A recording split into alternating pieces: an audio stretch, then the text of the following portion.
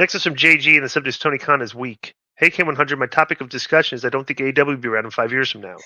Khan is weak as a leader. You can say whatever you want about VCAM and Dana, but they're top dogs. They know how to lead real men, and they command respect. Khan is a fanboy. Roster has no real respect, and it shows. This is an alpha industry. It never has been. It never hasn't been. Thanks, and that's JG from New Jersey. Is that 2 from JG, by the way? That's 2. Yeah, we have to spend him. Let's spend him for a week. No, bro, they're not. Bro, the amount of money that they're losing in AEW is like a drop in the water for Tony. They're worth like $8 billion. Like people keep saying they're going to go out of. They're not going to go out of business. The guy's pockets are too deep for them to go out of business. You know, I don't know where this is coming from. It's so, like if you take the K100 audience and use it as like, you know, a sample size of the wrestling fans, there's always a negative Tony email or two, but as you can see, there's a lot this week. There's a lot, you know. Yeah. Next is from Narsk Rigagig. I'm gonna say the same thing that I've said before. Tony's in a very hard position. You know, he grew up. Think about this, Glenn. He grew up watching wrestling, Glenn, right? Mm-hmm. And going to the matches and getting autographs like any other normal fanboy with those chat rooms or whatever they were called back then. Message boards. Those message boards, right? Okay? So he grew up from that era, and now these guys are working for him, bro. Right. It's like Samoa Joe's working with me. Chris Jericho's working for me. All these guys are working for you. And the problem is, once you show the boys that you've marked out for them, you're done. Yeah. You're done. Yeah. You know what I'm saying? And that's just the way this business is. So he's out there thinking, I'm going to be a good guy and let them do what they want to do. At the end, they're going to do what's best for them and not the company. Right. And I don't know how long it's going to take you to see that. And I don't know why you think this is all like, oh, we're piling on Tony. I've said it here, much to the non-delight of many people. I think you're a cool dude just to sit down and chop it up about movies and sports. But, bro, you know, you just got to take command of that company. Right. Yeah, next is from Narsbury. You can subject Goldberg, still Goldberg. Bill Goldberg was released on a podcast or radio show, which he called Vince McMahon, because they didn't give him an official retirement match. Now, I'm a wrestling veteran like you guys, but in my marquee opinions, working Roman Reigns in a stadium while getting a nice big Saudi money payday is a pretty cool way to end a career. Conan Disco, what do you think about Goldberg's comments? Personally, I think Goldberg's final run in WWE was horrible. Some of the worst matches of all time happened, such as Goldberg versus Taker, Goldberg versus Lashley, and Goldberg versus Braun Strowman. Plus, don't you find it strange that Goldberg still thinks that Vince McMahon is running WWE? I never heard. Can I say something first? Go ahead. Okay. First of all, you know, it wasn't about being good matches. People knew they weren't going to be good. It was just about seeing Goldberg for maybe one of the last times. They were able to sell it to Saudi Arabia. They were able to get on the cover, I think, of 2K, right, Joe, or no? Goldberg was on the cover of 2K of the video game?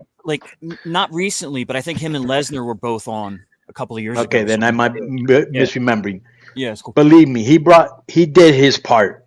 Nobody was expecting no masterpieces. And who knows if maybe he talked to this about Vince, and Vince said he was going to give him a retirement match, and they didn't. But who also knows how maybe they could do it next year? I mean, there's a lot of things here that I don't really know. Do you want to hear the whole quote? Go ahead. Goldberg? Okay, so he said, Vince is like Dana White. He's the big boss, and he makes everything happen. And in all honesty, he gave me the opportunity to put my wife and son in the front row and gave me the ability to perform again in front of them. So I owe him everything until we went to Saudi Arabia, and he asked me to put Roman Reigns over, and I remember calling him from my house, and I said, here's the deal. I'll do it if you give me a retirement match. And I did what he asked. As a performer, I was 56 years old. As a human being, you're conscientious. Wow. Can someone say that for me? Conscientious. About how you look in a bathing suit, especially 2 months prior to being in that bathing suit. You couldn't work out because I put myself in a horribly situation to get what I wanted to, but to satiate him and give him what he wanted. Promise he never held up his bargain. Vince is as far as I'm concerned. Interesting. Well, Yeah, we weren't there, but that's what I thought. I thought maybe they promised him a retirement match, and now he was kind of right. Yeah. Okay, next one's from Michael Thomas. Subject is Roosh entrance. Happy New Year, K100 crew. Just saw randomly in my Twitter timeline the rest of Roosh's entrance on a wrestling show. I'm not sure what it was or where, but the guy used Chris Benoit's WWE theme for his entrance. What are your thoughts on this? Personally, I think it's even not cool at all. Peace out. Michael's sick. I don't know. First of all, the people that run the show are the ones with the music. So, bro, I wonder what percentage of fans picked up on that, because I haven't. I just looked it up real quick, and it was I'm serious. This guy must have just seen it because this took place a year ago. right. A year and a half, May 2022. Wow. Well, whether it was a year and a half or not, like, I don't even think he probably even knew who he probably did know who Benoit was, but I don't think he knew what his music was or anything like that. Next is from some guy. Subject is Tony Khan trying to prove Jim Cornette wrong. Hey, K100 crew. From the AEW side, it seems like anything or anyone Jim Cornette approves of in AEW won't get a push. Example, once the Guns were approved by Jim, they went downhill after their title run. I won't keep going about the talent wasted. But my question is, should Tony Khan stop spending so much time on social media? I don't think he's doing him any favors, and he's reacting to the wrong stuff while he has talent with great potential and isn't using them the right way. Love the show. Keep up the real 100. I mean, it seems like this guy spends an inordinate amount of time on social media. Especially for a guy that has 3 jobs and has to write 3 shows. Like, I don't know how. I honestly do not know how he manages his time. You got to comment on that? Because half of his job is because half of his job is reading to see what people are saying about him. Right. It seems that, like it, right? that interests him a lot, bro. Right. When he learns that cannot be any determining factor in what you're gonna do except for like business. Right. You're gonna be a lot stress free. You're getting hammered. You're getting hammered right now, and you're gonna continue to get hammered. What? Remember, Vince McMahon would have Howard Finkel would keep up on all that stuff. He wasn't Right. interested in it. He said to Howard Finkel would come and tell him if there's anything relevant that he should know that was happening on WCW's social media or anything. So right. Well, remember, Tony does it himself. Yeah. So, Right. Yeah. And I think I sent you guys this. Remember that Tony mentioned that he utilizes the Cage Match site to determine Did you hear this, how good Conan? the shows are. Did you hear this? Something about who's Cage Match? First of all, who's Cage Match? It's just a wrestling site with wrestler match history and titles, and it's like a biography site for all the wrestlers, all of them. And then it rates shows. So basically, you click on a rating like you would on But is it a big site or It's like no? a Rotten Tomatoes for wrestling. Yes. It's Okay, really so it's a pretty big site. It's good for research. Yeah. I can always find something there. But Tony said we've had some of our best shows we've ever done. And this year, if you look at 2023, and just to use as an example, you can look at fan feedback from different shows. One site that measures that is Cage Match. Look at the top 100 shows this year. Look at how many of them are from AEW. And if you throw the version of Ring of Honor in there too, you get some more, but it's pretty incredible. And the top 100 shows that I've had over 50 votes, top 100 shows even more so that I have over 100 votes. Look at these and look at how many of them happened in 2023 from AEW or a couple more from Ring of Honor. And that speaks pretty highly, I thought, but much more. So I would talk TV ratings. Think about that.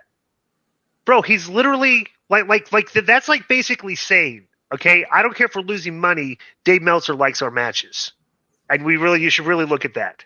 That's what he's telling everybody. This is what I would also say is that I would also think. So you've got all these great matches, the best 100 matches of the year. Okay, you had the most of those. How do you correlate that into making money? Right. Because the other side, who didn't have the greatest match of the year, made a ton more money. That's not the end all and be all, bro. Just giving great matches for you and the super niche, super mark. I love wrestling. Good wrestling work rate. It's not as big as you think. Yeah. Now, would you guys be, because like Conan said, or Disco, it is like Rotten Tomatoes. People will come in and rate matches and rate performers. Would you guys like to know how you rank on Cage Match? Sure, why not? Because I know these marks don't. Yeah, I think a lot of your ratings are personal and not. Yeah, but Conan is currently rated as a 6.43 out of 10, and Disco, you are a 5.12 out of 10 right now. Yeah. All right, so that doesn't bother me at all. I know. Well, I quote tweeted Dave because Dave was talking about how you could learn. Like, Joe, try to find that tweet. I think it's from like a week ago. Okay. Because I just find it. We'll come back and we'll circle back. Okay, find the We tweet will. where I quote Circle back. tweeted Dave, and okay, because he said something very similar to that, and I tweet almost. Joe, it sounds like you read the tweet because that's what you just said.